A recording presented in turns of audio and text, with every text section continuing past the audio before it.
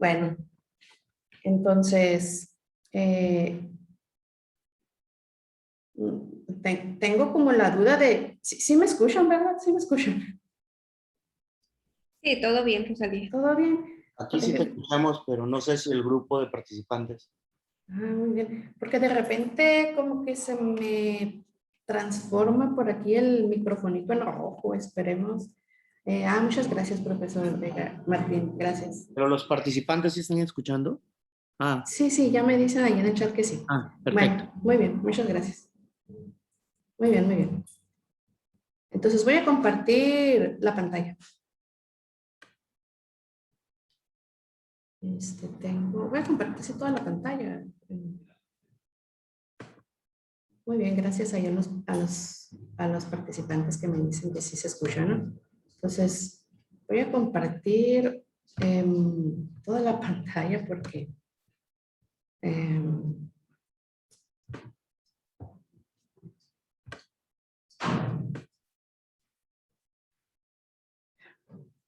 muy bien. Entonces, no me dejen hacer un ladito algo que tengo por aquí. Ahí está. Bueno, entonces, la vez pasada, en la última sesión, inició la presentación el profesor José para terminar la parte de marco teórico de inferencia y yo inicié platicando un poco sobre una introducción al análisis topológico de datos. Entonces yo voy a estar platicando sobre esta parte, ¿no? Análisis topológico de datos. Y nada más para que recordemos, ¿no? Decíamos que el análisis topológico de datos consiste en implementar un conjunto de herramientas de las áreas de la topología, álgebra y combinatoria para realizar, pues, análisis de datos, como el nombre lo dice, ¿verdad? En particular a nosotros aquí en este seminario nos interesa estudiar una de las herramientas de las que usa el TDA para analizar datos, que es la homología persistente. Entonces hay muchas herramientas involucradas para hacer análisis topológico de datos, pero nosotros vamos a concentrar un poco más en esta, que es de nuestro interés, sobre la homología persistente. ¿Sale? Y también recordando nada más un poco, ¿verdad? Esta diapositiva la presentaba por ahí la vez pasada. Decía que cuando realizamos un análisis de datos mediante la homología persistente, tenemos que realizar una serie de pasos, tenemos que llevar a cabo una serie de etapas, ¿no? Entonces, primero, pues tener a la mano la base de datos. Esa base de datos hay que considerarla de cierta manera que ahorita voy a platicar. Y luego a ese conjunto de datos le asociamos una estructura geométrica. Esa estructura geométrica va a ser una familia de ciertos objetos, ¿no? Que también ahorita voy a definir. Y luego, una vez que tenemos asociada esta estructura geométrica, entonces estudiamos toda esta familia, porque es una familia de estructuras geométricas. Cada una de estas familias las estudiamos usando herramientas de la topología algebraica, que son pues precisamente la homología y homología persistente. Entonces, la homología persistente, lo que nosotros observamos, las propiedades topológicas que nosotros observamos en estos objetos geométricos, los resumimos en una gráfica, que esa gráfica puede ser un código de barras o un diagrama de persistencia, que son las dos últimas gráficas que tengo por ahí pintadas más a la derecha, ¿no?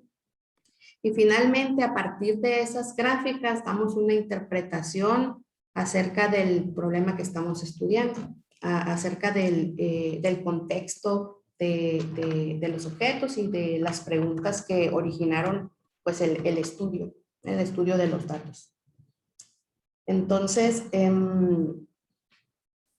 sale. Entonces, a través de ir recorriendo estas etapas, vamos a ir notando por ahí cómo interactúan estas tres áreas, la topología, el álgebra y la combinatoria. ¿Sale? Entonces, hoy quiero ya platicar un poquito más detalladamente cada uno en qué consisten cada uno de estos pasos. Rosalía, Mande. ¿podrías nomás colocar la gráfica anterior para hacer una precisión? No, esa es. Esta, ajá. Nomás para conectar un poco con la parte estadística, Ok. que la parte de modelos, que cuando hicimos la parte estadística hicimos modelos, luego la parte de estimación o inferencia, ya sea con enfoque de verosimilitud o ya sea con enfoque bayesiano. Pero entonces, la parte primera es la de modelos. Entonces, ¿dónde entra lo de modelos aquí? Lo de modelos va a entrar en que uno tiene que proponer un modelo para estos diagramas de persistencia, para estos puntos que están aquí pintados, lo que muestra Rosalía al final. Esos son puntos cuando nace una estructura y cuando muere una estructura. Entonces, vaya, son puntos en R2 si lo quieren ver, pero entonces son X1 y X2, pero de alguna manera pueden pensar que son aleatorios, porque si mueven un poquito, si estos son datos, lo que tienen al inicio, esos generan una cierta diagrama de persistencia final, pero si vuelven a observar el experimento, entonces tendrían otro diagrama de persistencia, pero quizás si hay fenómenos o estructuras que persisten, como su nombre lo dice, aquí, entonces uno que le gustaría detectar ese tipo de cosas, y entonces lo que vamos a modelar, el modelo que se debería proponer para este tipo de cosas, debe ser un modelo para estos tiempos en los que nace y en los que muere una estructura. Entonces, de aquí la importancia, cuando uno quiere modelar algo, de entender este proceso que está comentando Rosalía, porque el entendimiento de este proceso nos puede dar luz a proponer modelos y a entender los que se han propuesto en la literatura para este tipo de puntos X1 y X2. Entonces estamos hablando de puntos X1 y X2, muchos puntos, porque están aquí en el diagrama de persistencia, que vienen de un modelo. Hay un modelo que los genera, pero ese modelo debería tener contemplado este tipo de estructuras o tener al menos una génesis. Por eso en los aspectos físicos, cuando la energía se mantiene o persiste o hay un fenómeno físico, una dinámica atrás que está persistiendo, podemos pensarlo así, quizás esos modelos que tienen ese tipo de génesis, ese sabor, podrían tener cabida aquí para poder pensar en modelar estos puntos, estos puntos representados en un diagrama de persistencia. Y entonces, si uno puede modelar estos puntos, seguramente con un modelo que tiene parámetros, entonces habrá la oportunidad de usar los métodos de inferencia para estimar el modelo.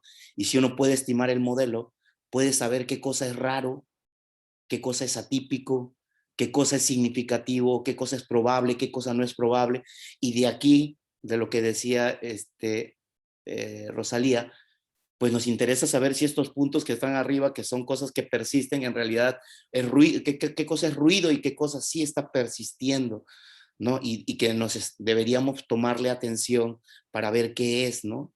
Entonces, nomás quería dejar, digamos, atar esa parte de estadística que hasta ahora nomás sería el tratar de entender esto para poder pensar en modelos que nos permitan representar estos puntos que están pintados en un diagrama de persistencia. Gracias. Muy bien, muchas gracias. Sí, gracias, ¿verdad? Porque yo no he conectado aquí hasta ahorita lo que estoy platicando con lo que había platicado José. Pero muy bien, Sí, muchas pero gracias. creo que parte, yo no sé si era seminario o taller, ¿no? Creo, era una duda que teníamos, ¿no? Pero que deben participar, creo, porque, digo, aquí estamos aprendiendo todo, es una área novedosa, donde estamos muchas áreas involucradas, algebristas, geómetras, gente topólogos, estadísticos, matemáticos, computación, computólogos en general, y gente de otra área también, físicos. Entonces, creo que aquí vamos aportando todos en este camino. Muy bien, muchas gracias. Gracias. Entonces, ahora sí, ¿verdad? Continúo y me paso a la siguiente lámina. Ay, ya no quiero avanzar.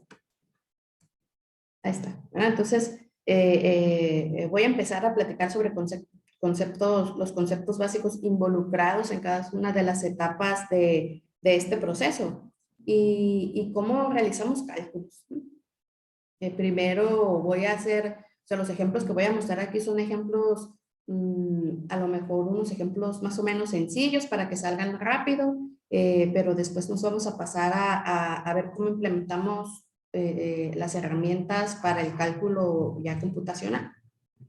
Entonces, para empezar, pues fíjense, la primera parte del proceso dice datos, ¿verdad? Hay que considerar datos. Entonces,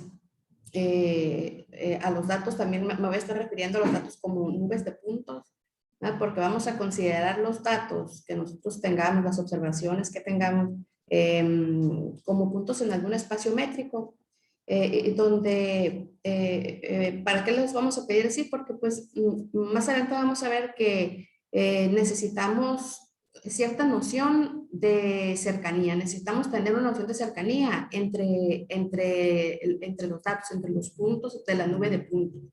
Pues ahorita, para empezar así con los ejemplos, podemos pensar, cuando yo diga una nube de puntos, podemos pensar todos en un conjunto de puntos en el plano o en un conjunto de puntos en el espacio, donde puedo decir como si dos puntos son cercanos, porque tenemos una métrica ahí natural, ¿verdad? Que sería la métrica euclidiana. ¿Sale? Entonces, siempre que hablemos de nubes de puntos, podemos pensar en un conjunto de puntos dibujaditos ahí en el plano. Entonces, nada más aquí pinté algunos puntos en esta esquinita que ando por aquí señalando con el cursor, dibujé cuatro puntitos y los etiqueté, ¿verdad? Para distinguirlos muy bien e identificar quién es quién. Entonces, como tenemos una noción de distancia, pues yo puedo decir, por ejemplo, que el 3 está más cercano al 4 que el 1, ¿verdad? El 1 está más lejos del 4, el 3 está más cerca del 4, entonces tengo una noción de cercanía. Y entonces, ¿cómo le hacemos para asociar a una nube de puntos una estructura geométrica? O sea, bueno, más bien, antes de decir cómo le hacemos para asociar, me gustaría hablar de qué tipos de estructuras geométricas son las que vamos a estar estudiando.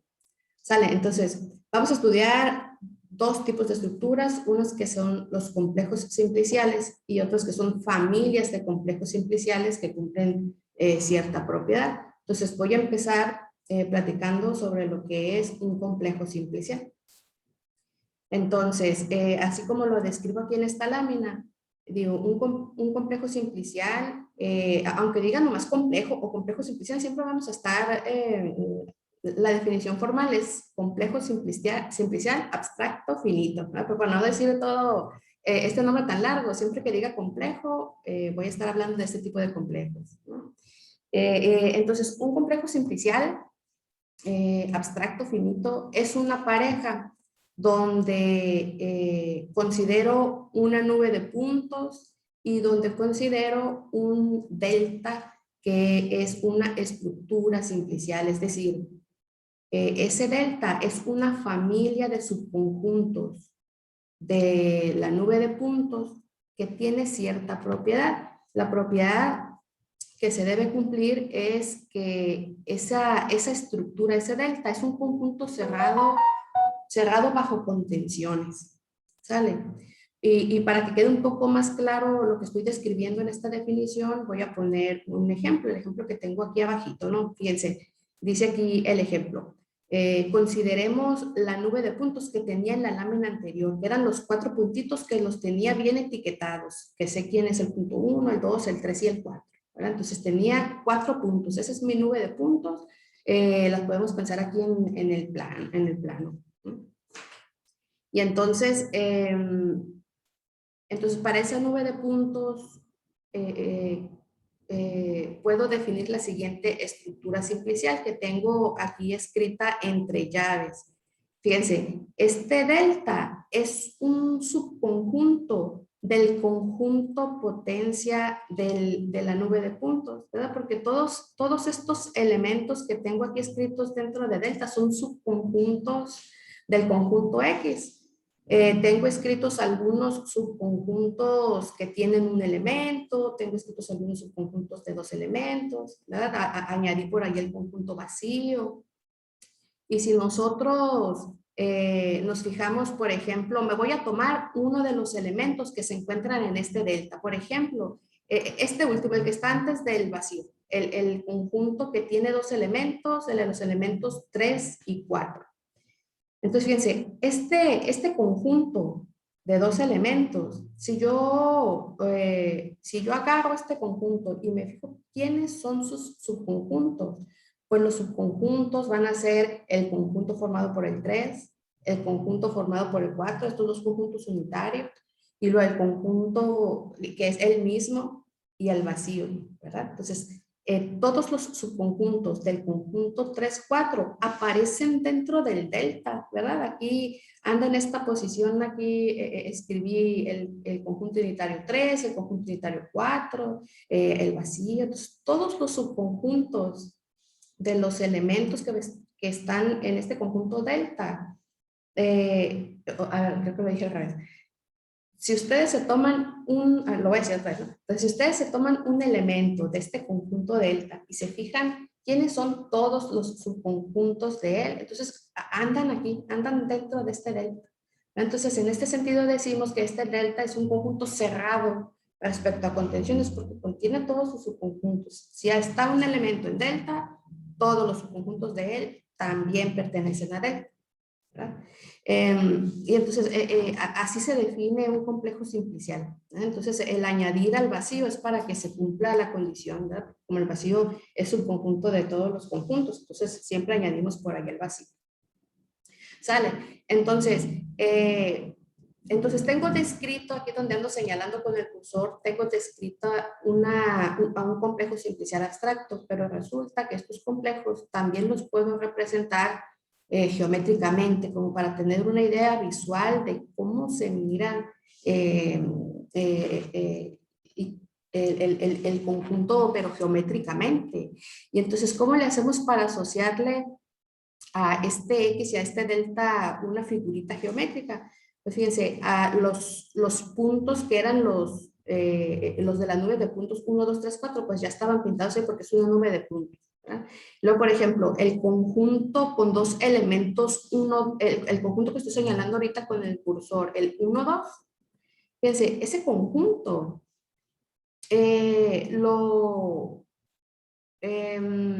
lo represento geométricamente con este segmento de recta, el segmento que une al punto 1 con el punto 2. Y luego todos los conjuntos que tienen 2 elementos los represento de esa forma como segmentitos de recta. ¿Sale? Si yo tuviera por aquí, que no puse en este ejemplo, pero más adelante voy a poner, si yo tuviera conjuntos de 3 elementos, entonces esos conjuntos los iba a representar con triángulos. Entonces los conjuntos en delta, los elementos en delta, que son conjuntos, ¿verdad? Que tienen un elemento se representan con puntos. Los conjuntitos que tienen 2 elementos se representan con segmentos de recta. Los que tienen 3 elementos con triángulos, los que tienen 4 con tetraedros, y para dimensiones más altas, pues la generalización de los tetraedros. Entonces, este que tengo aquí es un ejemplo de un complejo simplicial abstracto finito. Luego, fíjense, cada uno, si quieren lo digo aquí en el dibujo, en el dibujo ya, en la representación geométrica. Fíjense, los puntitos de la nube de puntos, decimos que son cerossimplejos. Así les llamamos, cerossimplejos, a los puntos de la nube de puntos. Y luego a los segmentitos de recta les llamamos aristas, ¿no? Aristas también. Entonces, cuando yo diga ahí aristas o unos simplejos, ¿por qué unos simplejos? Porque son cositas de dimensión 1, ¿verdad? Los segmentos son cosas de dimensión 1, entonces también les llamamos aristas.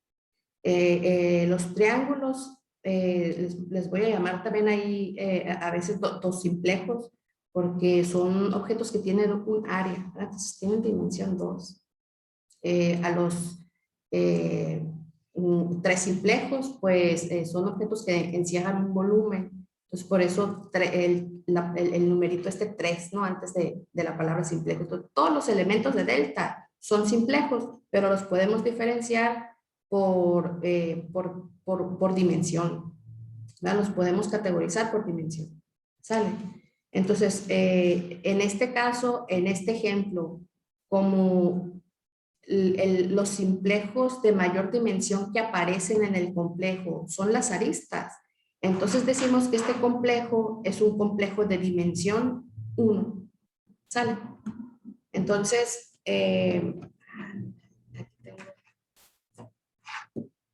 decimos que este complejo es un complejo de unidimensional. ¿Sale? Entonces, va a pasar a la siguiente figura. Ahí no camina esto. Ahí está. Entonces, aquí puse otro ejemplo. Ejemplo número 2, ¿verdad? Fíjense, aquí me quedé con la misma nube de puntos. Si ustedes la miran por aquí, la nube de puntos es la misma que tenía el ejemplo anterior, ¿verdad? Tenía 4 puntos bien etiquetados que los tenía dibujaditos, por ejemplo, en un plano, ¿verdad? Los puedo dibujar en un plano. Y entonces, esta estructura simplicial delta es distinta a la estructura simplicial que tenía en la lámina anterior. ¿En qué sentido es distinta? Pues porque son conjuntos distintos, ¿verdad? Fíjense, aquí aparecen ya algunos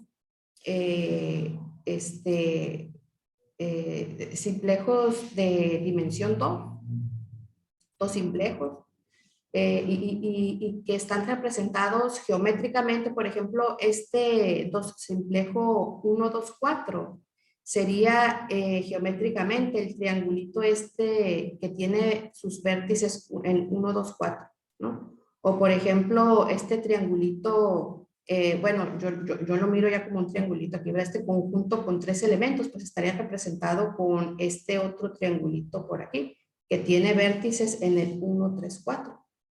¿Sale?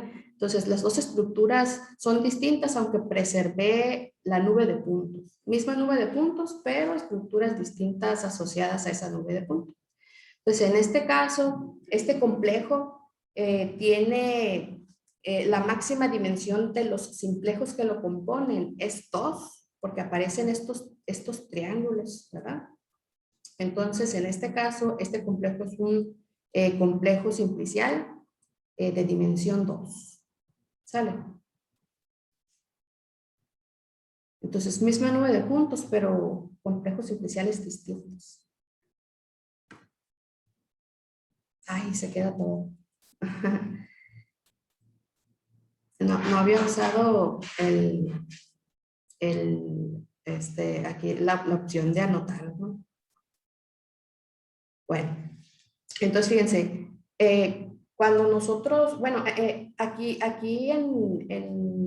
en esta lámina, si quieren antes de leer esta definición que tengo aquí encuadrada, fíjense, podemos notar que escribí distintos complejos simpliciales para la misma nube de puntos X de las láminas anteriores, ¿verdad?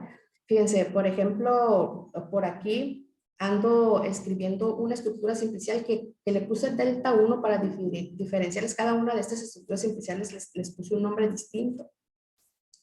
Y por ejemplo, en esta estructura simplicial, pues es la misma nube de puntos, la nube de puntos original, por lo tanto, este es un complejo, diríamos, de dimensión 0, ¿verdad? Porque solamente tiene 0 simplejos o vértices. Luego, la siguiente estructura simplicial, el delta 2, es una estructura que tiene, es un complejo simplicial de dimensión 1, porque en este complejo ya aparecen aristas, ¿verdad? Esta arista de aquí, esta arista de acá. ¿Sale? Luego, el delta 3, pues es el que ya ponía anteriormente en una de las láminas. El delta 4 también andaba en los ejemplos anteriores. Y el delta 5, fíjense, en este delta 5, ¿verdad que el delta 4 parece como una casita de campaña? Entonces el delta 5 es como si le pusiera, como si le hubiera cerrado la casita de campaña por aquí y por abajo también. Entonces está cerrada por todos lados esta esta estructura. Entonces ya encierra un volumen. Entonces el delta 5 sería un, bueno, encierra un volumen, pero no es sólido por dentro, ¿no? Entonces escribí el delta 6 un poquito más oscurito del delta 5 para indicar que el delta 6 es un objeto ya sólido y el delta 5 todavía tiene hueco por dentro. ¿Sale? Entonces son distintas estructuras simpliciales asociadas a la misma nube de puntos. Ay, no, todavía no se logra esto.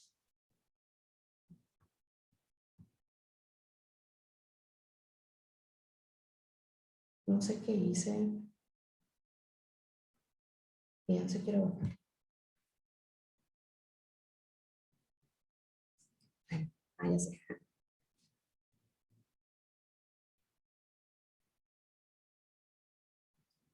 A la torre, creo que ahí se van a quedar lo que ando rayando ahí, perdón. No sé cómo quitarlo. Entonces, fíjense, cuando nosotros tenemos una familia de estructuras simpliciales que van creciendo,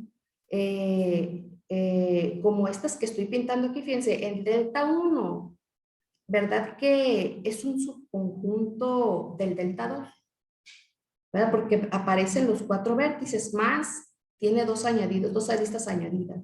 Luego, el delta 2 es un conjunto, que es un subconjunto del delta 3, porque en el delta 3 tengo estas aristas que van y pegan al vértice 1, añadidas, ¿verdad? Y luego el delta 4 se compone como el delta 3 al que le añadí unos triángulos. Entonces, esta familia de complejos simpliciales que tengo escritas aquí, por eso les pongo esta flechita como de inclusión, para denotar que cada uno de estos complejos es un subconjunto del complejo siguiente. Entonces, cuando nosotros tenemos una familia de complejos que se comportan de esta forma, como una sucesión anidada, creciente de complejos, decimos que esa familia es una filtración. Y es una filtración del complejo final, del complejo más grande que tengo yo en la sucesión. ¿Sale? Entonces, por ejemplo, en este caso, el delta 6 decimos que ha sido filtrado con estos otros complejos anteriores. Y esta filtración tiene una longitud de tamaño 6, ¿no?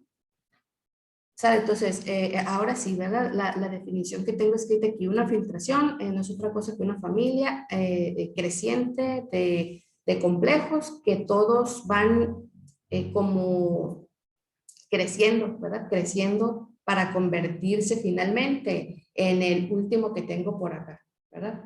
En la sucesión.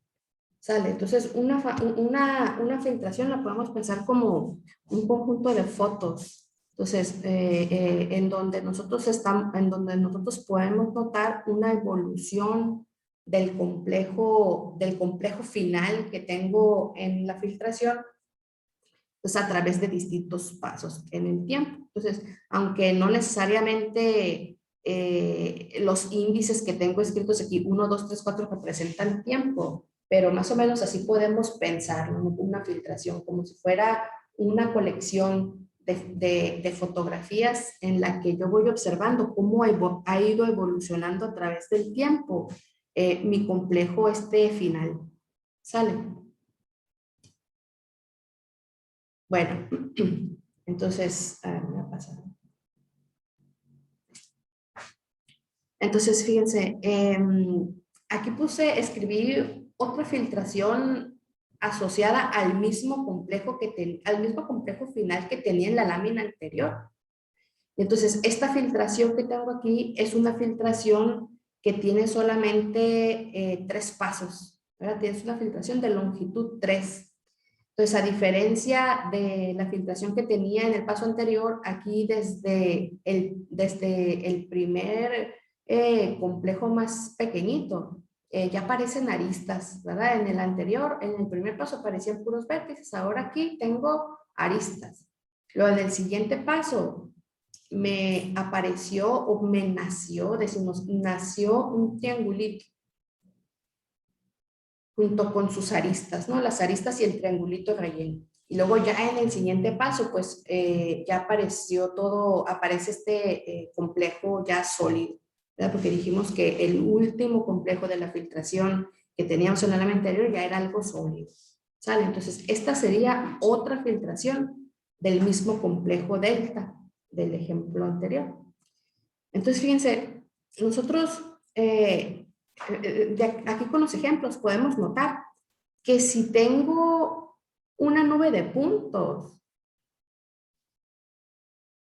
a esa nube de puntos le podemos asociar distintas estructuras simpliciales, ¿verdad? Entonces, cada par, o sea, de X con su correspondiente delta, X con su correspondiente delta y X con su correspondiente delta, cada par de estos forman un complejo simplicial, ¿verdad? Y aparte, fíjense, cuando nosotros tenemos un complejo simplicial fijo, entonces cada complejo se puede filtrar de muchas formas. Yo aquí en los ejemplos presentaba dos formas de cómo podemos filtrar un mismo simplejo, pero hay muchas formas en que podríamos filtrar ese simplejo. Entonces, como que asociado a una nube de puntos, existen muchas filtraciones que podríamos considerar para una estructura simplicial fija. ¿Sale? Entonces, algo que nosotros nos podemos preguntar por aquí es, oye, ¿y cuál de todas estas filtraciones es la que debo tomar en cuenta cuando quiero realizar un análisis topológico de datos en algún problema, en algún caso particular, en algún contexto? Pues la respuesta es que depende del contexto de donde hayamos obtenido los datos, depende de las preguntas que yo me estoy planteando y que quiero resolver a través del análisis topológico. Entonces, depende, ¿no? O sea, no hay una regla que digas, tienes una base de datos, agarra esta estructura simplicial, asóciale esta filtración y entonces ya sigue adelante con los pasos para realizar el análisis topológico. No hay una regla que diga eso. Hay muchas maneras en las que, dada una nube de puntos, podemos llegar hasta a una filtración asociada. Y les digo, depende del contexto del problema y depende de las preguntas que yo quiero resolver cuando haga el análisis de datos, ¿no? De las preguntas que yo me esté planteando acerca del contexto, en el contexto del problema. Pero existen algunos modelos,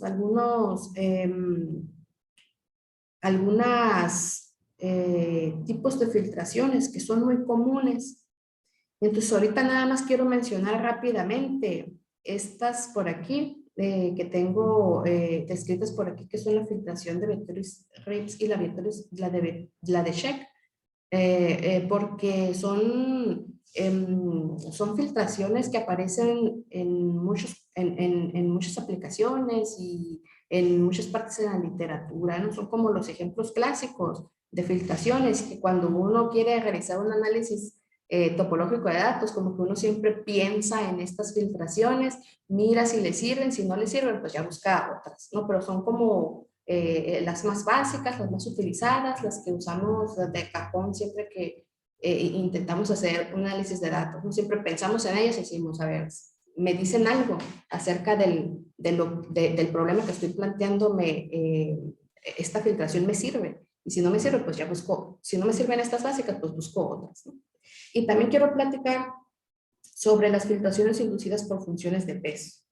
Entonces, estos tres tipos de filtraciones son los que voy a platicar a continuación.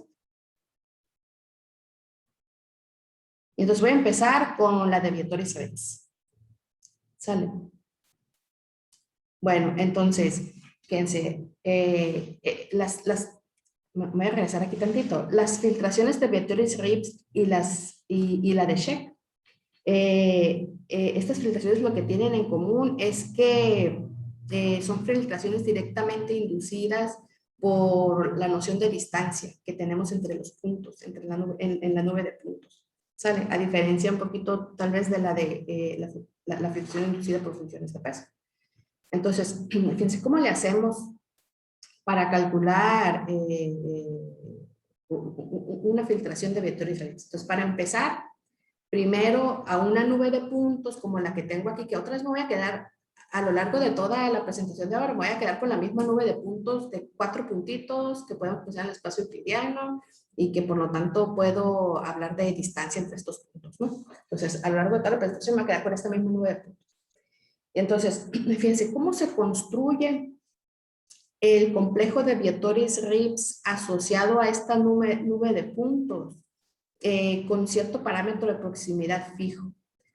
Es decir, siempre que yo hable de una estructura del complejo superficial de Vietoris-Rips, siempre tengo que especificar algún parámetro de proximidad. En este caso, yo estoy fijando, voy a fijar aquí el parámetro 2. ¿Sale?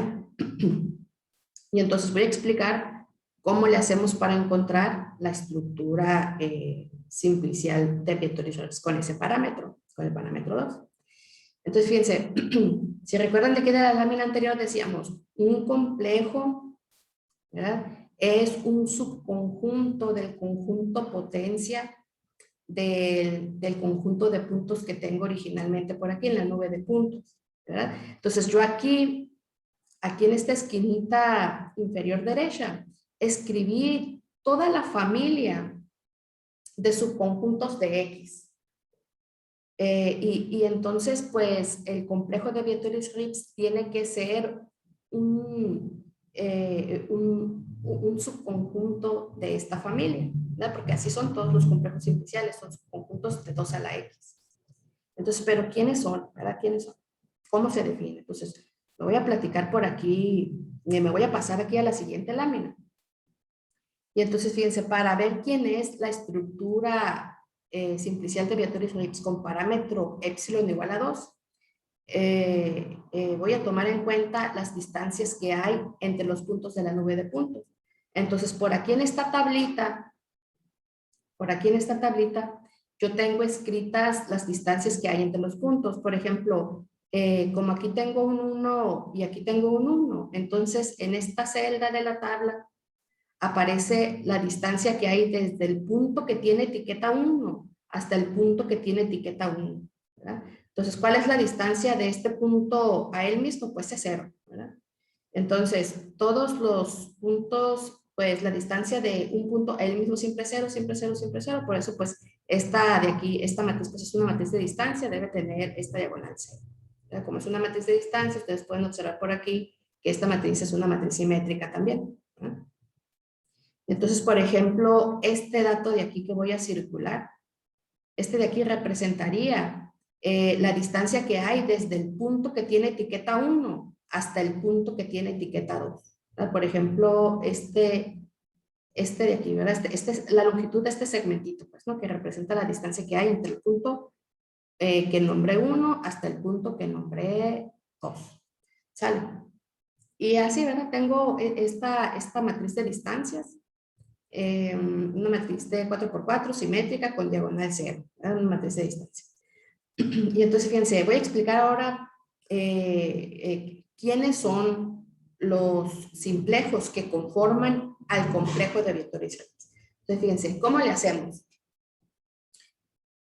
Para empezar, voy a hacer unas comparaciones. Fíjense, voy a decir, por ejemplo, me voy a agarrar aquí cualquier elemento, me voy a agarrar cualquier elemento aquí de 2 a la X, por ejemplo, este conjuntito de aquí, ¿verdad? Este simplejo, lo voy a sacar por aquí nada más para platicar sobre él.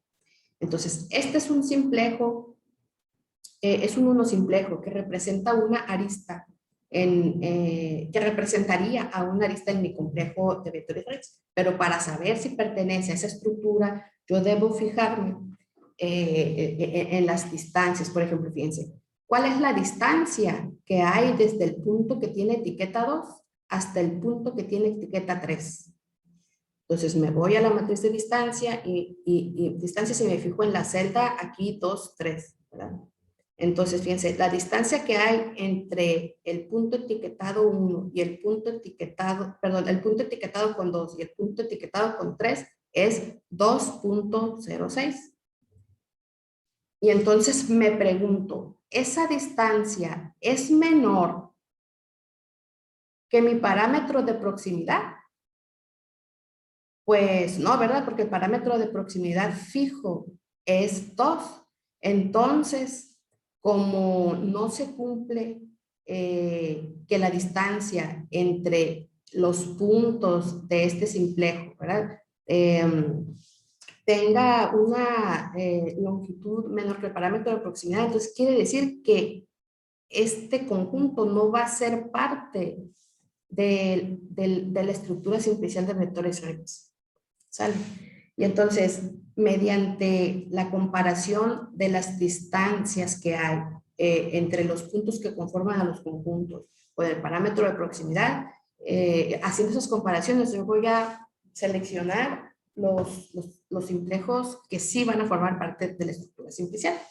Entonces, por ejemplo, voy a agarrar uno que sí vaya a formar parte, ¿no? Fíjense, por ejemplo, este 1,3. Entonces, este 1,3 lo voy a agarrar y como lo voy a analizar, lo voy a poner por aquí por afuera. ¿Eh? Entonces, este 1,3 geométricamente representaría una arista. La arista o el segmento de recta que va desde el punto etiquetado con un 1 aquí en la nube de puntos hasta el punto etiquetado con el 3. Entonces me pregunto, oye, ¿será que este 1,3 pertenece a la estructura de Vietoris-Rips con ese parámetro de proximidad? Pues bueno, para saber si va a pertenecer, me fijo en la distancia que hay entre los puntos que tienen etiqueta 1 y etiqueta 3. Entonces me voy a la matriz de distancia y veo, ¿no? Este 1,3 tampoco pertenece, ¿verdad? Me equivoqué aquí, dije que iba a seleccionar a uno que sí pertenecía y no pertenece, ¿verdad? Porque fíjense, la distancia que hay entre el 1 y el 3 es de 2,24. Entonces comparo esta distancia con el parámetro de proximidad y me pregunto, ¿la distancia es menor que el parámetro de proximidad? Pues no, ¿verdad? Porque el parámetro de proximidad es 2. Entonces quiere decir que esta tampoco va a ser una arista de mi estructura simplicial. La que sí va a ser es esta, ¿verdad? Es que agarré mal ahí. Esta de aquí, ¿verdad? Fíjense, este conjuntito 1,4 que geométricamente representa una arista. Si yo me fijo en la distancia que hay entre el 1 y el 4, entonces me voy a la tabla, ¿verdad? A la matriz de distancias y busco la distancia que hay entre el 1 y el 4. Entonces, como la distancia que hay entre el 1 y el 4 es 1,7 y eso es menor que el parámetro de proximidad, ¿verdad? Ahora sí, entonces decimos, sí se cumple que la distancia es menor que el parámetro de proximidad, entonces ese elemento sí va a pertenecer a la estructura simplicial de Vietoris-Rips, ¿no? Entonces, déjenme, entonces no le voy a poner Tashi a ese 1,4 y nada más voy a poner uno último, ¿no? Uno último por aquí, por ejemplo, este punto, ¿verdad? Este de aquí representaría geométricamente a un punto, a un vértice, ¿verdad? Un vértice, a un punto de mi nube de puntos. Entonces me pregunto yo, oye, la distancia que hay del punto con etiqueta 4 a él mismo, ¿esta distancia es menor que epsilon? Pues sí, ¿verdad? Porque esta distancia vale 0. Entonces quiere decir que este 4, este puntito pertenece a la estructura simplicial. Y entonces así podríamos irnos con cada uno de los elementos de 2 a la X y preguntarnos si cada uno de esos elementos van a ser también elementos de la estructura simplicial de Vietoris-Rips. Entonces hay muchos que no van a pertenecer a la estructura porque la distancia entre ellos, entre los puntos, no satisface la condición de ser menor que epsilon. O fíjense, por ejemplo, podríamos preguntarnos, oye, ¿qué pasa cuando tengo tres datitos por aquí? ¿Verdad? Entonces déjenme sacar por aquí a un ladito este conjunto que tiene 3 elementos. Y entonces, ¿cómo le hago para decidir si este conjuntito que geométricamente representaría a un triángulo con vértices 1, 3 y 4? ¿Cómo sé si este pertenece a la estructura de Vietoris-Rips o no? Pues fíjense, para hacer eso debo agarrar todos los pares que me pueda yo formar con los elementos del conjunto y comparar a ver si eso es menor que el epsilon, ¿no? Oiga, estoy poniendo menor, pero yo creo que más bien debería poner menor igual, ¿no? Entonces, no, debe ser menor igual. Y entonces, fíjense, todos los pares que me puedo yo armar con con los elementos 1, 3 y 4, pues son el 1, 3, el 1, 4, el 3, 4, ¿verdad? Y por simetría, pues nada más voy a escribir esto, ¿verdad? Entonces, si yo quisiera saber si este triangulito pertenece a la estructura simplicial, tengo que hacer todas estas comparaciones y preguntarme si todas estas distancias son menores o iguales que epsilon. Si todas son menores o iguales que epsilon, entonces lo agregamos a la estructura simplicial. Pero como en este caso no sucede, ¿verdad? Porque para empezar, por ejemplo, la distancia de 1 a 3 no cumple que sea menor que epsilon, entonces queda descartado. Y el 1, 3, 4 tampoco forma parte de la estructura simplicial de vectores Hertz. ¿Sale?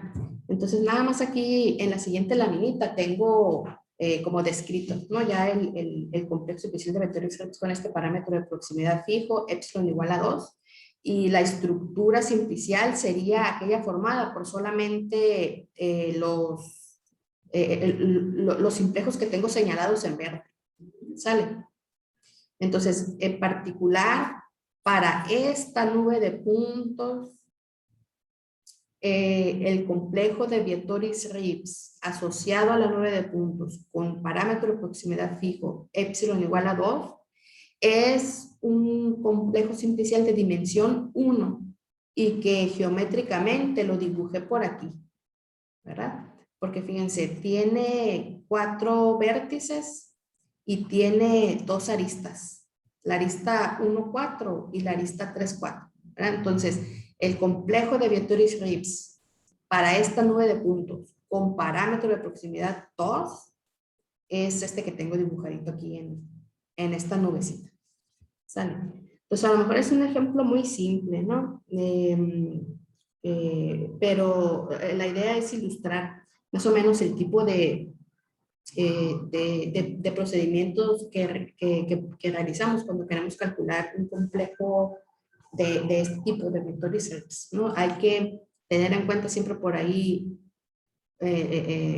resumida por ahí de preferencia, la matriz de distancias, ¿verdad? Asociada a la nube de puntos. Y entonces ya nada más hago unas comparaciones, ¿verdad? Para saber si un simplejo entra o no a la estructura. Comparo las distancias con el parámetro de proximidad.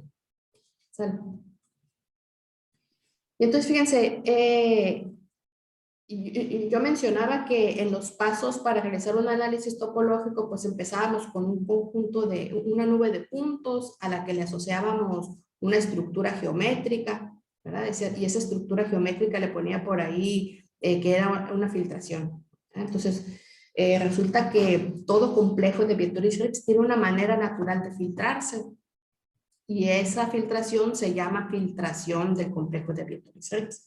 Entonces, aquí en esta lámina voy a explicar cómo se construye esa filtración de Vietoris-Rives, ¿no? Para un complejo de Vietoris-Rives. Entonces, ¿para qué complejo de Vietoris-Rives? Pues me voy a tomar para el que calculé anteriormente. A la nube de puntos que tiene 4 datos, etiquetados con 1, 2, 3 y 4. ¿Verdad? Yo en la lámina anterior ya calculé, ya investigué quién era el complejo de Vietoris-Rives con parámetro 2. Por eso le estoy incluyendo un 2 por aquí, nomás para que no se nos olvide.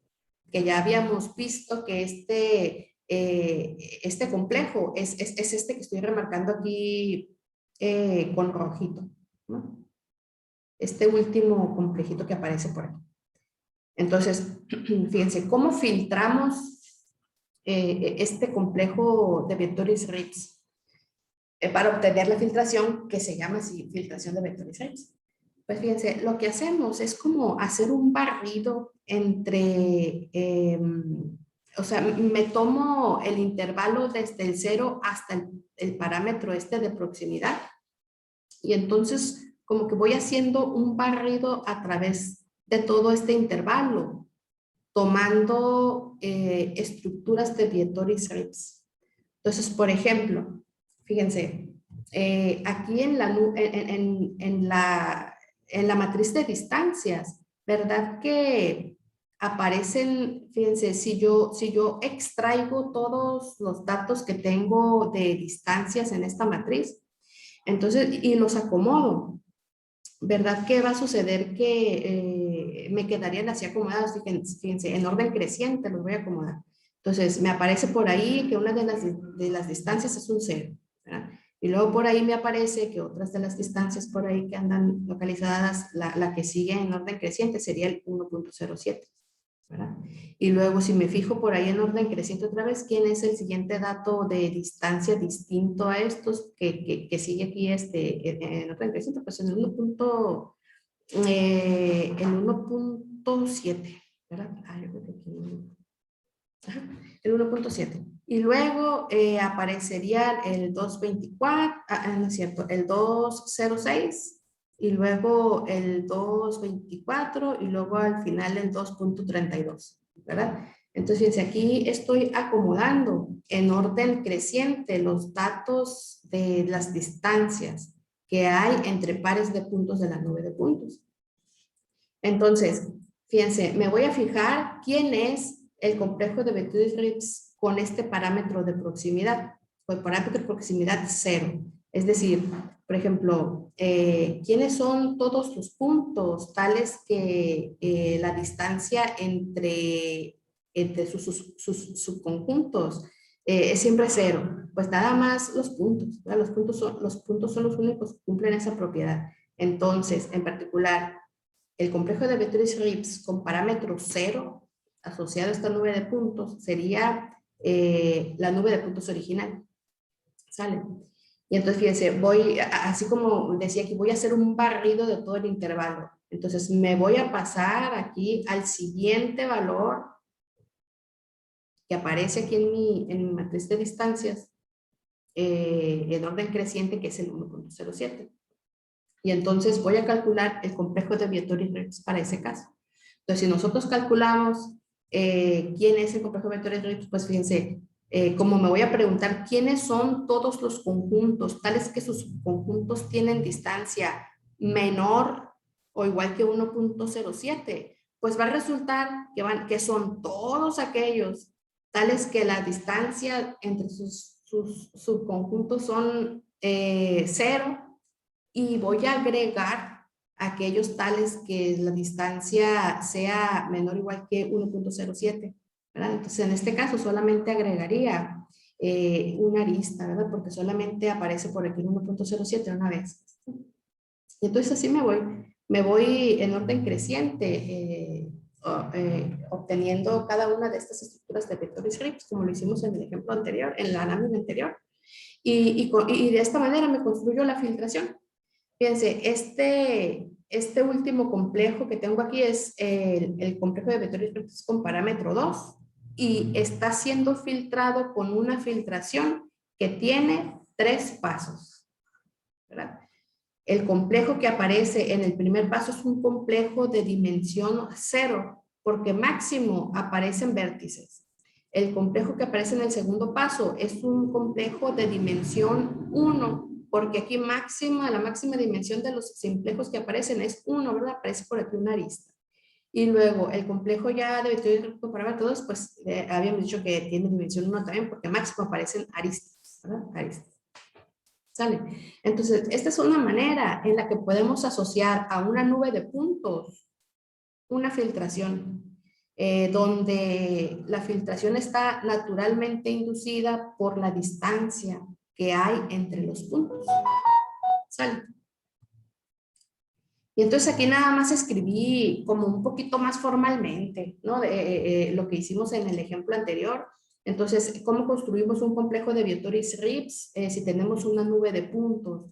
Pues resulta que un simplejo va a pertenecer a la estructura solo si sucede que cuando compare las distancias entre parejas de puntos de ese conjunto, suceda que la distancia es menor o igual que el parámetro de proximidad, ¿verdad? Entonces es como lo que hacíamos ahorita en los ejemplos anteriores y que nos sirve esta relación aquí para discriminar qué simplejos sí entran y qué simplejos no entran a la estructura de Betuis-Ritz, ¿verdad? Qué simplejos son nada más, qué conjuntos son nada más elementos del conjunto potencia, pero que no son necesariamente elementos de la estructura de Betuis-Ritz, ¿no? Y entonces, fíjense, aquí en este siguiente parrafito que tengo en esta lámina, tengo escrita otra forma en la que podemos encontrar descrito el complejo de Vectoris-Rex por ahí en la literatura, y que es en términos de bolas, ¿verdad? Fíjense, cuando yo tengo, voy a pintar por aquí dos puntitos. Por ejemplo, en la notación que tengo aquí en esta lámina, le voy a poner B1 a este puntito y le voy a poner B2 a este puntito. ¿Sale?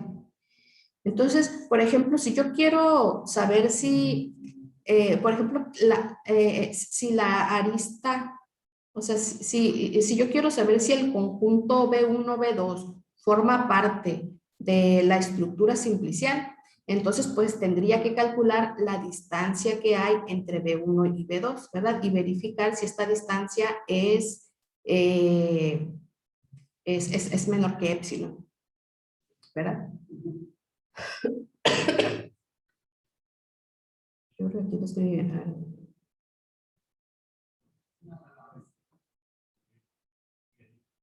Ok. Y entonces fíjense, ¿verdad que si la distancia entre B1 y B2 es menor que epsilon? Entonces cuando yo considere las bolas cerradas, ¿verdad? Entonces las voy a pintar así como más marcadas. Cuando yo considere las bolas cerradas con centro en esos puntos y de radio epsilon entre 2, ¿verdad que se van a intersectar? Si la distancia es menor o igual que epsilon. Entonces, otra manera de describir esta condición que nos sirve para discriminar si un conjunto pertenece a la estructura simplicial es en términos de la intersección de bolas, ¿no? Entonces, también es como muy común encontrarse esta definición por ahí en la literatura. ¿Sale? Y entonces, esta definición en términos de bolas da pie para formular la definición del otro complejo que había mencionado por aquí, que también es un complejo muy común de encontrar en la literatura, que es el complejo de Sheck con su filtración asociada. Entonces, para ya no voy a hacer ningún ejemplo porque es más o menos la misma idea, ¿no? Más o menos la misma idea como que tiene la construcción del complejo de Vectoris-Rex. Aunque sí, este es un poco más complicado de calcular, ¿no? De obtener. Entonces, pero nada más pongo aquí la definición, ¿no? Entonces, el complejo de Sheck, ¿cómo lo definimos?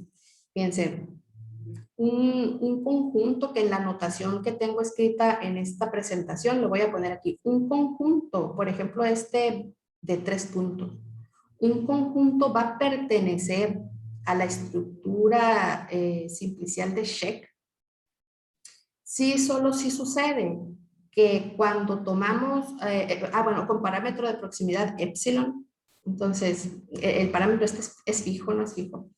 Entonces sí, solo si sucede que cuando yo pinte bolas alrededor de cada uno de esos puntos que pertenecen al conjunto, y si resulta que, supongamos que estas son bolas, ¿no? Y que todas estas son bolas del mismo radio epsilon sobre 2. Si esas bolas se intersectan, entonces agrego este conjunto a la estructura simplicial. Y entonces el triángulo con vértices en B1, B2 y B3 pertenecería, en este caso, a la estructura de Sheck, con ese parámetro epsilon, ¿no? Entonces, fíjense, aquí para discriminar si un conjunto pertenece a la estructura de Sheck o no, tenemos que comprobar si ciertas bolas se intersectan o no. Entonces, comprobar la intersección de bolas a lo mejor no necesariamente es algo fácil de hacer. A lo mejor en ejemplos sencillos, con nubes de puntos que contienen una cantidad muy pequeña de puntos, a lo mejor podría ser que hasta pudiéramos hacer las cuentitas por ahí a mano. Pero, por ejemplo, para implementar un algoritmo que investigue si ciertas cantidad de bolas tienen una intersección común, como que eso ya no está tan fácil, ¿no? Entonces, este complejo de Sheck sí es un poquito más complicado de calcular, pero también es un complejo muy utilizado, ¿no? Entonces, existen algoritmos para su cálculo en dimensiones bajas, pero cuando uno empieza a meter ya sea nubes de puntos con muchos puntos o nubes de puntos que están inmersas en algún espacio euclidiano de dimensión grande, entonces ahí ya se empiezan a complicar las cosas, ¿no? Entonces, para dimensiones pequeñas, hay algoritmos implementados para su cálculo, pero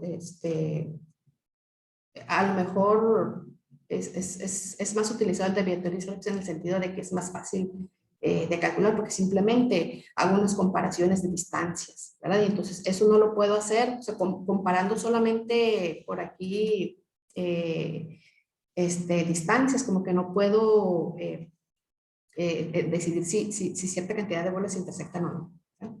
Entonces es como un problema distinto, aunque las definiciones de ambos complejos son muy parecidas y ambas tienen en común que su definición proviene de la noción de distancia que tenemos está inducida por la noción de distancia que tenemos en la nube de puntos. ¿Sale? Bueno, entonces voy a platicar ahora sobre las filtraciones inducidas por funciones de peso. Entonces, para esto, tengo aquí en esta lámina la definición y ahorita voy a poner un ejemplo para ver si queda un poquito más claro, ¿no? Entonces, fíjense, si tenemos un complejo simplicial, es decir, una nube de puntos con una estructura simplicial dada, entonces podemos inducir en ese complejo delta una filtración siempre que tengamos definida una función de peso ahí. Entonces, ¿qué es una función de peso? Pues las funciones de peso no son otra cosa que funciones que son monótonas crecientes o monótonas decrecientes. Entonces hay dos tipos, ¿no?, de funciones de peso, las monótonas crecientes y las monótonas decrecientes. Entonces, por ejemplo, ¿cómo se mira una función que es monótona creciente? Pues, pues podemos pensarlo así como las funciones monótonas crecientes que estudiamos en cálculo, ¿no? Fíjense, donde como aquí en el dominio de esta función aparece la estructura simplicial, a lo mejor uno puede decir, oye, pero ¿cuál es el orden, verdad, que tenemos aquí en este conjunto? Pues el orden es el inducido por la inclusión de conjuntos. Y el orden que tenemos acá, pues es el orden natural de los números reales, ¿sale? Entonces, por ejemplo, un complejo, voy a decir, es más pequeño, ¿verdad? Es más pequeño que otro, pues si está contenido en uno más grande. Por ejemplo, fíjense, voy a poner aquí un complejo simplicial. Le voy a poner aquí con etiquetas 1, 2, 3, ¿verdad? Y es más, lo voy a poner aquí un complejo simplicial de dimensión 2, porque está relleno este triangulito, ¿sale? Entonces, fíjense, en esta estructura, en esta estructura geométrica que estoy pintando aquí, la arista 2, 3, ¿verdad? Que sería esta que voy a remarcar por aquí. Esta arista, pues pertenece aquí a la estructura simplicial y esta arista pues está contenida en el triángulo, ¿verdad? Entonces en este sentido decimos pues como que esta es más pequeña que esta, ¿verdad? O sea, tenemos una noción de orden, ¿no? Inducida por la inclusión. Entonces en ese sentido definimos lo que es una función de peso, ya sea monótona creciente o monótona decreciente. Entonces, monótona creciente, ¿qué quiere decir? Una función que a los objetos más pequeños les asocia pesos más pequeños. A los objetos más grandes les asocia los pesos mayores, ¿verdad? O decreciente, pues en el sentido de que a los objetos más grandes les asociamos pesos más pequeños. Ah, puse mal aquí. No está bien, ¿verdad? Que a los objetos más grandes les asociamos pesos más pequeños. ¿verdad? Entonces es más o menos el mismo sentido que tiene una función monótona creciente o monótona decreciente en los reales. Pues, no solamente que aquí tendríamos identificado el delta y por aquí tendríamos identificado los reales. Pues, ¿no? Entonces, donde en este delta la noción de orden está dada por la contención y en los números reales, pues por la noción de orden usual. ¿Sale? Entonces voy a poner un ejemplito por aquí en una de las estructuras especiales que habían salido por ahí en las láminas anteriores. Entonces, este ejemplito es una función de peso creciente. Entonces, fíjense, la nube de puntos es la mismita que en la que he estado trabajando en todas las láminas anteriores, el conjunto que contiene 4 puntos, ¿verdad? Un conjunto que contiene 4 puntos y que geométricamente están distribuidos como en este dibujito. Y luego la estructura simplicial asociada, pues es este delta que tengo por aquí, que también representada en un dibujito, pues se mira así como esta casita de campaña que no tiene la puerta de aquí de enfrente ni tiene el piso, ¿verdad?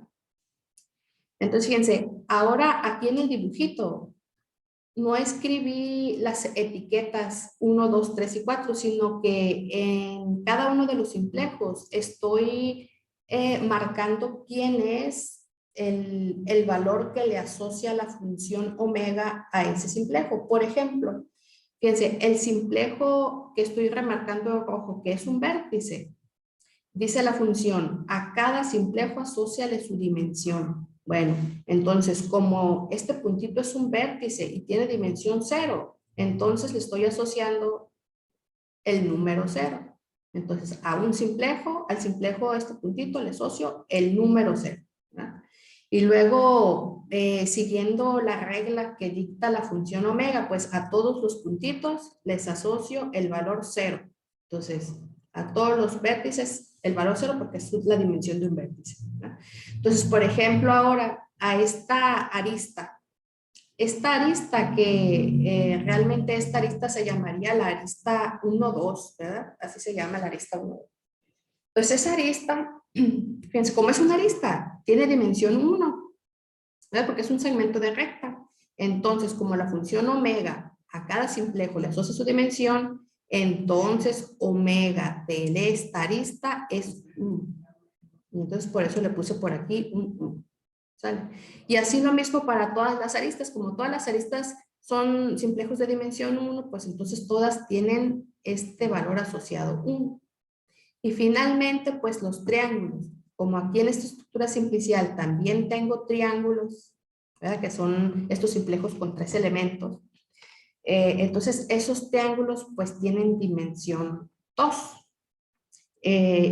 Por ejemplo, aquí lo marco con estos numeritos 2, ¿verdad? Este numerito 2 sería la dimensión de este triangulito por aquí. Y este 2 sería la dimensión de este otro triangulito que tengo marcado por acá, ¿verdad? Entonces, fíjense, a cada uno de los simplejos de la estructura simplicial le estoy dibujando por ahí en un ladito, le estoy indicando quién es el valor que asocia esta función omega. Esta función también es una función muy simple, dada simplemente, aquí me falta ponerle como una rayita aquí, ¿verdad? Que a cada simplejo le asocia su dimensión. Pero este es un ejemplo de una función de pesos porque asocia a simplejos, le asocia a números reales y aparte es creciente, ¿verdad? Porque fíjense, a los vértices, lo voy a dibujar por aquí como un vértice genérico de los que están ahí en el dibujo, ¿verdad? A los vértices les está asociando el valor 0 y a las aristas, ¿verdad? A las aristas les está asociando un valor más grande. ¿no? Entonces, si este vértice está contenida en esta arista, ¿verdad? Que se cumple que el vértice tiene peso menor que la arista. Entonces, cosas más pequeñas, lo voy a decir así, pequeñas en el sentido de inclusión como conjuntos, pues, ¿no? De que tiene menos cantidad de elementos, cosas más pequeñas tienen pesos más pequeños.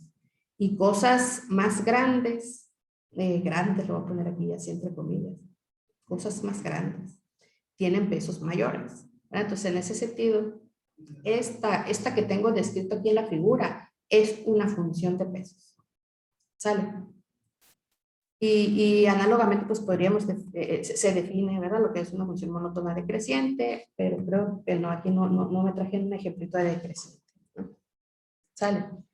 Y entonces, ¿por qué son interesantes estudiar estas funciones de pesos? Pues resulta que toda función de peso induce una filtración. Entonces, cualquier función de peso que yo me arme sobre un complejo simplicial va a inducir una filtración, y las filtraciones son las que me sirven para hacer análisis de datos, pues, ¿no? Aparte de estas filtraciones usuales como la de vectores varios o como la de Sheck. Entonces, siempre que yo me pueda dar una función de peso sobre un complejo simplicial, entonces voy a tener de gratis por ahí una filtración, ¿no?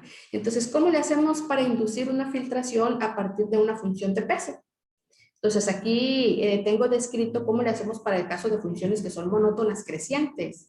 Y de manera análoga hay una definición para las funciones monótonas decrecientes que la voy a poner ahorita en una lámina posterior. Pero primero quiero ver con un ejemplo cómo construimos esta filtración asociada a una función de pesos, ¿no? Y entonces me voy a tomar el ejemplito que calculamos ahorita anteriormente. De la función que a cada simplejo le asigna su dimensión. ¿Sale? Entonces, consideremos la mismita función que teníamos en la lámina anterior ahorita. Y entonces, fíjense, me voy a regresar tantito aquí porque creo que me la pasé muy rápido, ¿verdad? Entonces, estos pasitos que tengo aquí descritos son los pasos que me dicen cómo construiré la filtración asociada. Entonces, me dicen, paso 1. Dice, toma todos los elementos del rango de la función de peso y acomódalos en orden creciente. ¿Verdad? Como la función es monótona creciente, vamos a acomodarlos en orden creciente. Y luego dice este algoritmo, dice, paso 2, tómate ahora todos los conjuntos de nivel. Es decir, por ejemplo, si tengo este primer elemento omega y 1, entonces el conjunto de nivel asociado a ese omega y 1 va a ser un delta 1, ¿verdad? Así dice la notación, que se va a definir como la imagen inversa del menos infinito omega y 1. Es decir, tómate todos aquellos simplejos, tales que su peso caiga en este intervalo, ¿verdad? Es lo que quiere decir la imagen inversa. Y luego, para el siguiente elemento, el siguiente valor que toma aquí la función de pesos, pues vas a tener otro conjunto que también va a ser dado por un conjunto de nivel. Es decir, todos los elementos, todos los simplejos, tales que su peso caiga en el intervalo menos infinito, omega y 2, ¿verdad? Y etcétera. Y entonces dice el algoritmo, pues resulta que estos conjuntos deltas forman una filtración. Tienen la propiedad de que uno va a estar contenido en el siguiente, y en el siguiente, y en el siguiente, y entonces se generan una filtración. ¿Sale? Entonces vamos a ver cómo aplicamos el algoritmo en el ejemplo particular de la función de pesos que teníamos en la lámina anterior. Entonces, la función de pesos, dijimos, estaba dada por las dimensiones y geométricamente la función de pesos está representada en este cuadradito que tengo pintado por aquí, ¿verdad? Y entonces decía el algoritmo, paso 1, acomoda los valores del rango de la función. Como la función asigna dimensiones y las dimensiones que tenemos solamente por aquí son ceros, unos y 2. Entonces, por eso aquí tengo acomodados nada más en orden creciente el 0, el 1 y el 2. Entonces, quiere decir que para cada uno de estos elementos, yo les voy a poder asociar, a cada uno de estos números, yo le voy a poder asociar un conjunto de nivel y entonces le voy a poder asociar una estructura, un delta, ¿verdad? Entonces, por ejemplo, para el primero, me voy a tomar el 0 y me fijo, ¿quiénes son? ¿Verdad? Voy a leer esto que está aquí. ¿Quiénes son todos los simplejos, tales que su peso es menor o igual que 0? ¿Verdad que eso que dije con palabras es lo que tengo aquí circulado? Aquí, porque es una imagen inversa. Entonces, ¿quiénes son todos los simplejos, tales que su peso es menor o igual que 0? Pues nada más los vértices, ¿verdad? Tienen peso menor o igual que 0. Entonces, por eso el delta 1, que lo tengo representado aquí geométricamente aquí abajito, es la nube de puntos original. ¿Sale? Y luego, dice el algoritmo, ahora tómate el valor siguiente aquí en este, del rango, ¿verdad? Del rango de la función. Tómate el valor siguiente. Entonces, con ese también tómate un conjunto de nivel y ese conjunto de nivel te va a inducir un delta 2. Entonces, ¿quién es el conjunto de nivel? Pues es la imagen inversa, ¿verdad? O sea, ¿quiénes son todos los simplejos que su peso es menor o igual que 1? ¿Verdad? Es esto que acabo de circular por aquí que estoy señalando con flechitas. En palabras se puede leer así, ¿verdad? Todos los simplejos que tengan peso menor o igual que 1. Entonces, pues en el dibujito, si buscamos quiénes son todos los que tienen peso menor o igual que 1, pues son todos los vértices porque tienen peso 0 y todas las aristas que aparecen en el complejo que porque tienen pesos 1, pues tienen peso 1, ¿verdad? Y entonces el delta 2 asociado sería geométricamente esta estructura. Y finalmente, ¿no? Si me tomo este último elemento aquí que está ordenado en orden creciente, el último numerito que aparece por ahí, pues asociado a él, me tomo el conjunto de nivel, es decir, todos los simplejos cuyo peso es menor o igual que 2, pues resulta que ya son todos los de la estructura. Y entonces, fíjense, efectivamente, los simplejos, estos delta 1, delta 2 y delta 3, formaban una filtración porque uno está contenido en el siguiente, ¿verdad? Entonces tenemos esta evolución creciente del complejo que parece como una casita de campaña. ¿Verdad? Tenemos aquí descrita la evolución. Entonces, así construimos filtraciones inducidas por funciones de pesos crecientes. ¿Sale? Y luego, en el caso de funciones monótonas decrecientes, pues, ¿qué hacemos? ¿Verdad? Pues algo muy similar. Simplemente que los conjuntos que tomamos por aquí son conjuntos de supernivel, ¿verdad? Entonces nos preguntamos ahora, ¿quiénes son todos los simplejos que tienen peso mayor o igual que cierto omega? ¿Verdad? Entonces, pero los pasitos son muy parecidos a los del caso de las funciones crecientes, solamente pues que aquí consideramos conjuntos de supernivel. Y resulta que estos conjuntos de supernivel forman también una filtración, es decir, forman una sucesión anidada crecientes de subcomplejos, ¿no? Entonces, todo esto parte de tener una nube de puntos, un complejo asociado, y entonces estos son algoritmos que me dicen cómo le hacemos para encontrar filtraciones de esa estructura simplicial delta, ¿verdad? Entonces, fíjense, nada más me voy a regresar, bueno, me voy a regresar un poquito por aquí. Aquí lo voy a dejar en esto. Entonces, fíjense, ya tenemos como que muchas formas, ¿verdad? Muchas formas de inducir a nubes de puntos, inducirles una estructura filtrada.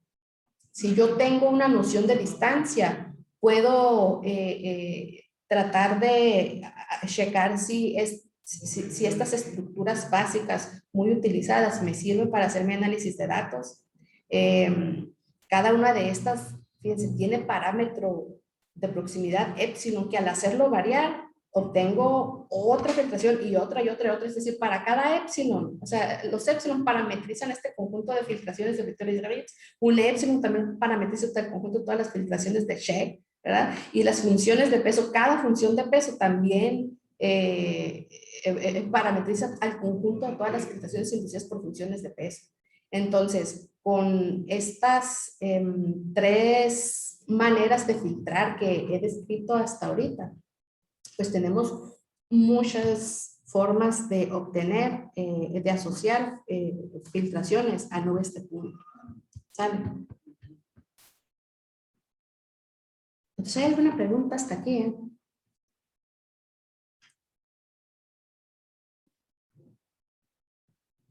Entonces, a las nubes de puntos, ¿qué tipos de estructuras simpliciales son las que las asociamos? Pues pues les asociamos complejos simpliciales y familias anidadas crecientes de complejos simpliciales, que son las filtraciones.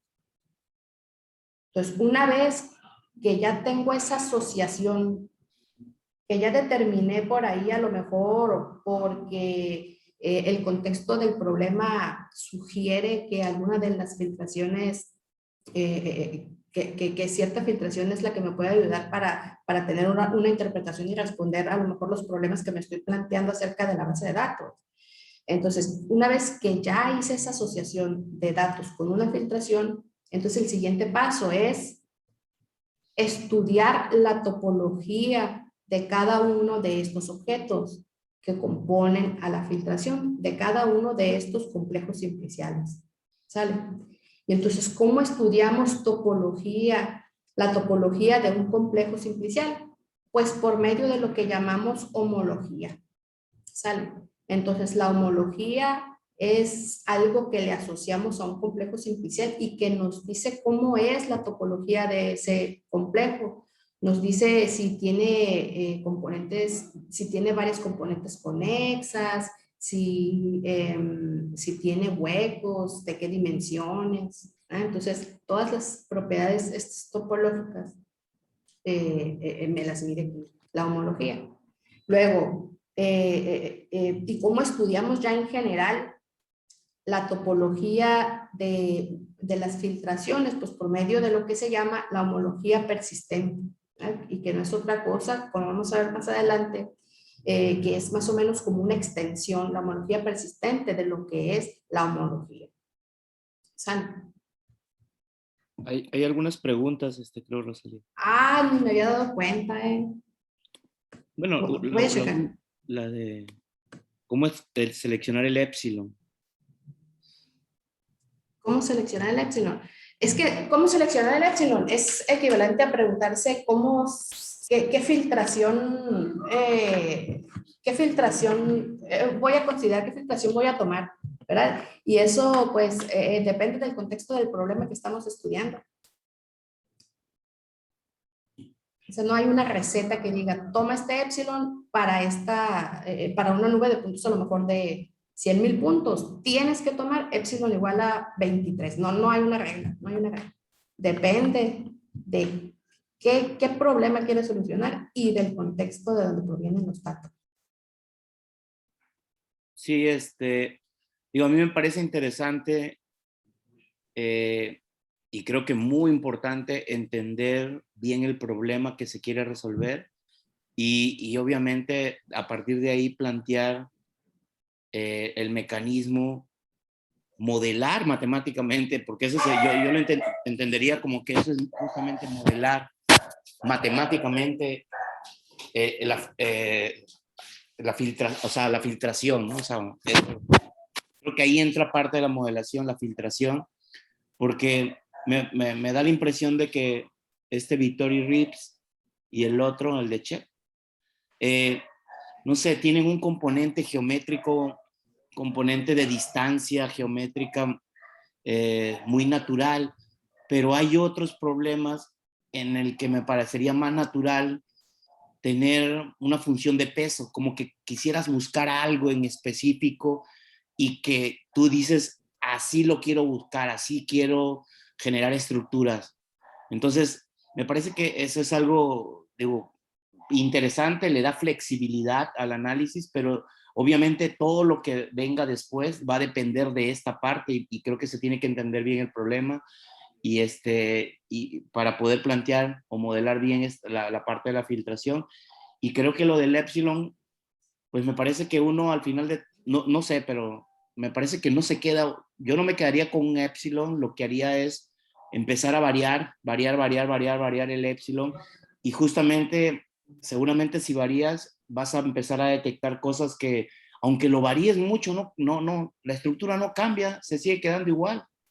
Entonces, obviamente ya si cambias bastante el epsilon, en algún momento pues ya esa estructura cambiará, se juntará con otra. Digo, son cosas que vas a hablar luego, ¿no? De homología persistente y esas cosas, pero me parece que la función del epsilon pues es como que un parámetro que vas a ir moviendo y que te va a dar información al rato de qué cosa sí persistió y qué cosa no persistió, qué cosa sí se quedó un buen rato, así como que ceros simplejos, unos simplejos, dos simplejos, o sea, cuáles permanecieron más tiempo así ataditos hasta que ya se juntaron con otra cosa y ya se convirtieron en otro tipo de simplejo. Entonces, pero creo que se va a ir entendiendo a lo largo del camino que que estás planteando de explicación de esto.